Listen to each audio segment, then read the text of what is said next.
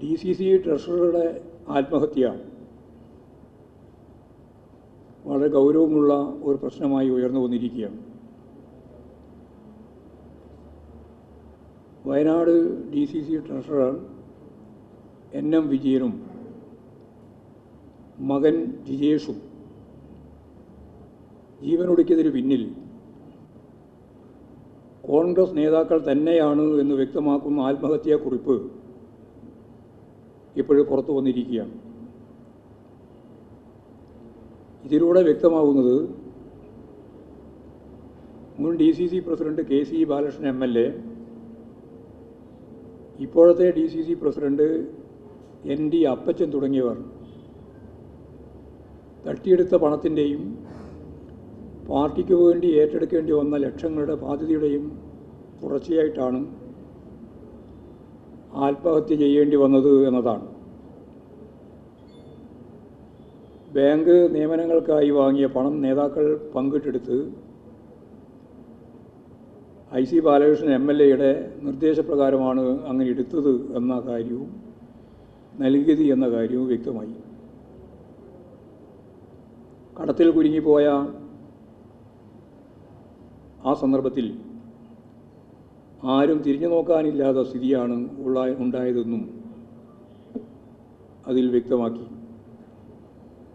നേതാക്കൾ വാങ്ങിയ കോഴക്ക് സ്ഥലവും ചെക്കും ഇദ്ദേഹത്തിന് ഈട് നൽകേണ്ടി വന്നു. പാർട്ടി തലയിൽ കെട്ടിവെച്ച 32 ലക്ഷത്തിൻ്റെ ബാധ്യത തീർക്കാനെടുത്ത വായ്പ അത് 65 ലക്ഷത്തിലധികമായി ഉയർന്നു. ഇതിനെ തുടർന്നാണ് ഇദ്ദേഹം ആത്മഹത്യയിലേക്ക് എത്തിയത്. ഈ കത്ത് പുറത്തു വന്ന സാഹചര്യത്തിൽ IC ബാലകൃഷ്ണൻ MLA സ്ഥാനം രാജിവെക്കാൻ തയ്യാറാവണം.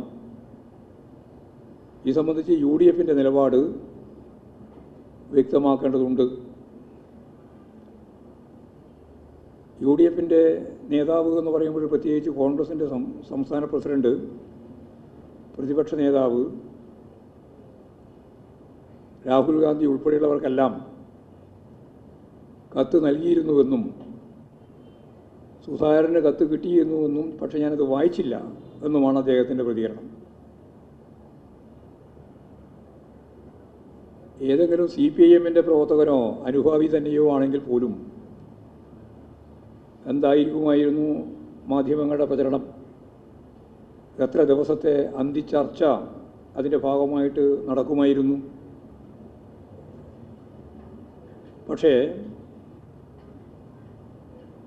കോൺഗ്രസിൻ്റെ DCC ട്രഷററുടെ മകനും ട്രഷററും കോൺഗ്രസ് നേതൃത്വത്തിൻ്റെ അഴിമതിയുമായിട്ട് ബന്ധപ്പെട്ട പ്രശ്നത്തിൽ ആത്മഹത്യ ചെയ്തപ്പോൾ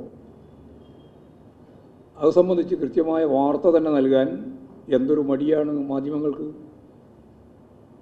മാധ്യമങ്ങളുടെ ഇരട്ടത്താപ്പ് കൃത്യമായിട്ട് ജനങ്ങൾ തിരിച്ചറിയും എന്ന് തന്നെയാണ് ഈ സംബന്ധിച്ച് പറയാനുള്ളത്.